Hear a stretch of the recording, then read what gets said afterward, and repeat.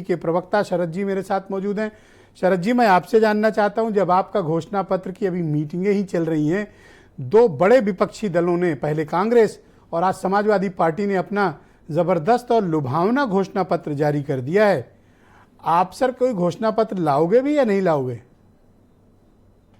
नहीं, देखिए, हम घोषणा पत्र नहीं लाएंगे। हम वो चीज लाएंगे जो हम करेंगे, क्योंकि ये जो बाकी पार्टियां ला रही हैं घोषणा पत्र नहीं, ये परियों की कहानी है। जी। क्योंकि हम ये भी फ्री कर देंगे, वो भी फ्री कर देंगे, इसको दुगना कर देंगे, उसको तिगुना कर देंगे, या फलाना जनगणना करा देंगे। ये सब कहानियां जो हैं ये तब होती हैं क्योंकि मैनिफेस्टो का मतलब वो है कि जिसको हम जीतने के बाद उसका क्रियान्वयन करेंगे।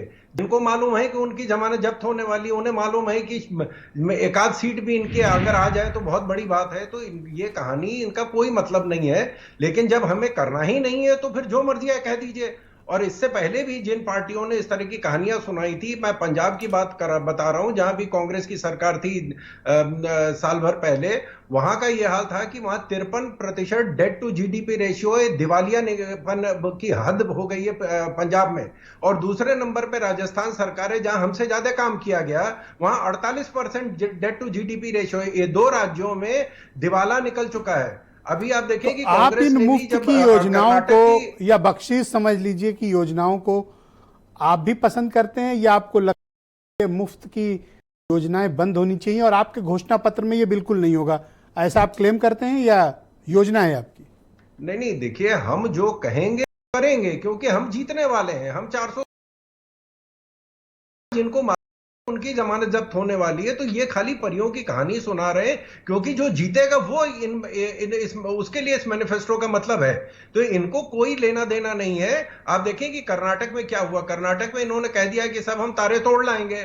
56,000 करोड़ का जब एक्स्ट्रा डिमांड खड़ा हो गया, जो ये फ्री की कहानी सुना रहे थे, अब ये बगले झांकने लगे। उसके बाद ये सर आप भी तो बताओ कि ये 400 रुपए का सिलेंडर 1100 रुपए में मिल रहा है, ये आपके किस घोषणा पत्र का हिस्सा था?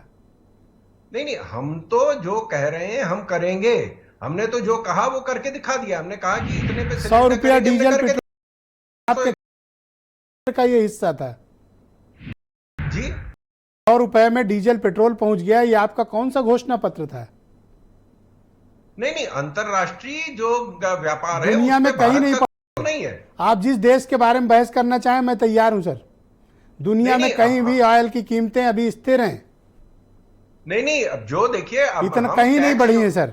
अगर टैक्स बढ़ रहा है तो वो टैक्स कहां इस्तेमाल हो रहा है?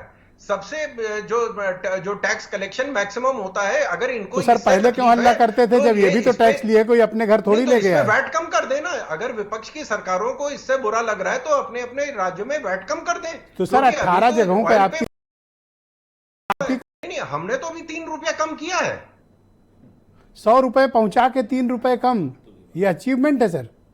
नहीं नहीं, तो वो पैसा जो है हम वो कोई दान में नहीं दे रहे हैं। वो पैसा ही है जिसको हम जनता के काम में खर्च कर रहे हैं। उसी से हम लोगों के 85 करोड़ लोगों को हम राशन दे रहे हैं। उसी से गैस का सिलेंडर सस्ता किया जा रहा है। उसी से 53 ओके, अब मुझे आपको टाइमलाइन बताइए कि आपका घोषणा पत्र कब आएगा जनता के बीच? नहीं, हम बहुत सोच समझ के घोषणा पत्र लाएंगे और वो घोषणा पत्र होगा जो लागू होगा 3 महीने बाद। ओके, मैं सुरेंद्र राजपूत को आमंत्रित करता हूं।